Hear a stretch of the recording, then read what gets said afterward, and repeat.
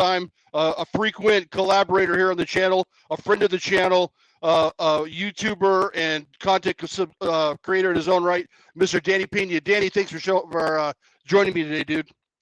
Hey, no problem. We haven't done one in a while. It's been, we were going to do it last week. We had some technical difficulty. Dude, man, so stressful. Yeah, dude. So no more YouTube Live. Now we're still doing YouTube Live, but I'm going through StreamYard. So hopefully that fixes some of the problems. So, cool. Anyways, dude, Danny, maybe we can start out with. Can you tell me a little bit about Frogtown, dude? You want to do like a 5-minute recap on Frogtown and how that was? Yeah, I can talk about Frogtown. Now, the one thing I noticed about this year's Frogtown as opposed to I went to all of them. So I guess there's been 4, right? So I've gone to all of them. Yeah. So what's happening now with Frogtown, I think when it first started, it was like, hey, it's like a big party. Let's all bring out the old stuff and let's race. And you see people laughing and having a good time on the track, which is great format. But now it's getting more and more and more competitive, where I'm watching guys that they take it serious. I was walking around I don't know if you probably saw my video on the last one I did. Yeah. And I actually went into staging and I was filming everybody in staging. And yeah, they're a little bit more lighthearted than they would be, like, let's say for a national, but you could still see that race look in their eyes. They're like, this is real to us. We're not here playing games. We're actually here to race. And I started noticing that, which I think is really cool, because you look at somebody like Terry Tennant, I interviewed him and he's strategizing how he's going to win Frogtown in that interview. He was talking about the gate's flatter. I got to do more sprints. I got to get, he's like, if I'm even coming out of the gate, I'm going to win it. And so he was already thinking about ways to win it. And, you got Dale Holmes was over there, and even Greg Romero came out. And, I want to comment about Greg Romero. He brought in, I had a chance to chat with him a little bit while I was at Frogtown, and he brought some bikes that were actually his. He had some Robinsons, Auburns, all the stuff that he kind of raced in the 90s, and he won some prizes. His bikes are just perfect. And we're talking mid-school stuff, right? Like 99, 98? Yeah.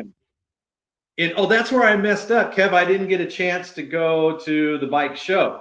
I was so focused about getting the race footage and watching all that action that I completely gapped it. I forgot about the race show. And somebody even said in one of the comments, did you go look at the show? I was over. One guy's like, I was actually over there. And I go, man, I forgot. Oh, I totally skipped that part, and I was like, I wish I wouldn't have, because obviously I'm a big fan of the sport. I'm also a very big fan of just the bicycles themselves. I think BMX bicycles as a whole they're just beautiful to look at. I mean, if you're bike fanatics like we are, it's like eye candy to me. It's like looking at an old hot rod. And that's kind of where we're at right now, realistically, if you think about it, because the guys that go to Frogtown are pretty much like our dads that would drag us to the car shows to go look at all the 50s and 70s and 50s, all the old hot rods. Now we're doing it with our, BMX stuff or whatever. Have you ever thought about racing? Not so much, because I want to go there and just have fun. I don't want to be stressed out about actually racing, and I want to be able to go and film and do all that. I know if I go to race, I'm going to be all in my head about racing and being nervous about racing, and I'm not going to be thinking about filming. So, and also, man, I looked at the track and I go, I don't know, man, I don't want to fall on that. The surface of the track, there's a certain point where I'm videoing and I'm looking straight down with the camera, and it's literally loose rocks and dirt. I mean, it's like a motocross track. Really? Yeah, you need knobby tires. You're not going to be able to go down there in your Diacomp street sort of tire, or those power blocks. You're just going to slide around everywhere. You need a Comp 3 or just an old school knobby tire, because it's real dirt, man, and there's flat turns. And I saw a lot of people slipping and sliding. I saw a lot of crap. If you were to race, would you race your cruiser or would you race a 20? What would you race if you were to race? I'll definitely race the 20. Yeah, I would probably bring my Skyway out and race that one. And what year your Skyway?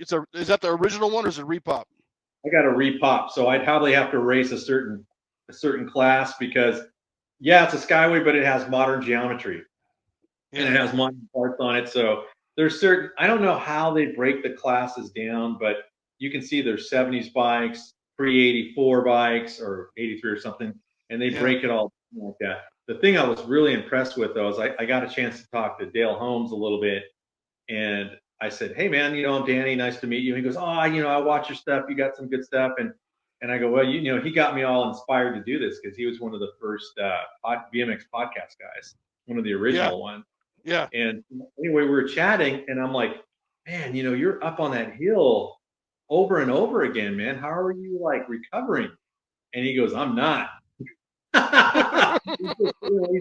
going down the first straight and just hanging on, and he was riding really good though. He was on a probably like a 97 GT box series bike. I think he was riding one of those, and he brought out one of his own bikes too, which I Divide, that he does chrome moly frame and fork called a Divide. Sweet bike. He was out there on that, and he was looking really, really good. And I didn't see the Pro-Am final because it happened on Sunday and I was there on Saturday, but I ended up watching the video on it. And Terry got the snap. He looked like he was going to defend the title, and he got passed by a kid. I forgot his name. He's only 21, and he was riding on a retro sort of cruiser, like an 80 cruiser. But he's a good rider. I think I saw that. I think I saw that video. I think Terry's slipped a pedal by the tree or something. Yeah, he did drop a pedal, and I think Mike Miranda mentioned that in the Dirty Knobs podcast. He said, "Hey, to Terry's point, he did drop a pedal.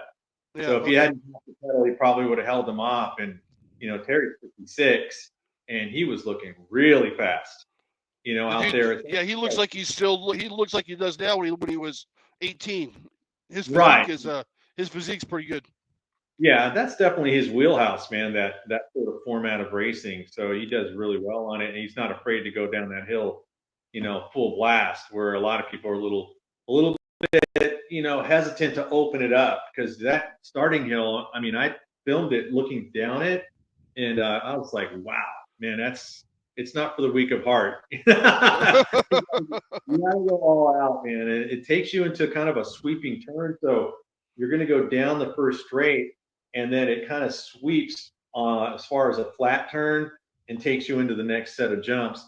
And so it takes a different set of skill set, I think. And that's one thing that I was really impressed with a lot of the younger guys that were riding, which I would consider like modern day racers. They were out there riding and they were doing well.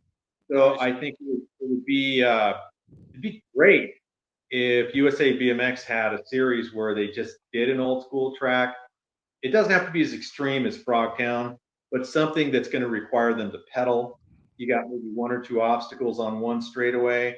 And I would just like to see that sort of format to kind of test the ability of today's riders, because we already know they could pump and they could manual. They're super athletes, man. I don't have the skill level these kids have, but I would love to see what they would do in a scenario where you're going to have to pedal, you're going to put your foot down, and the old school type of riding. It would be cool to see maybe even a series like that if possible. If that makes sense. Anyway, I have the same quandary that you do or whatever, because I want to race Dirty Fest, but then I don't want to get stressed out. I want to absorb. I want to enjoy the day or the days. And so I'm still trying to decide if I want to race or if I want to just maybe get some content and meet some people. So I still haven't decided what I want to do. Yeah, I think I'm going to go to Dirty Fest this time around myself. So hopefully I'll see you there. Yeah. And I don't really plan on racing either, but yeah, part of me, the racer part of me goes, man, I wish I was out there racing away. But yeah, I'm like, I think I'd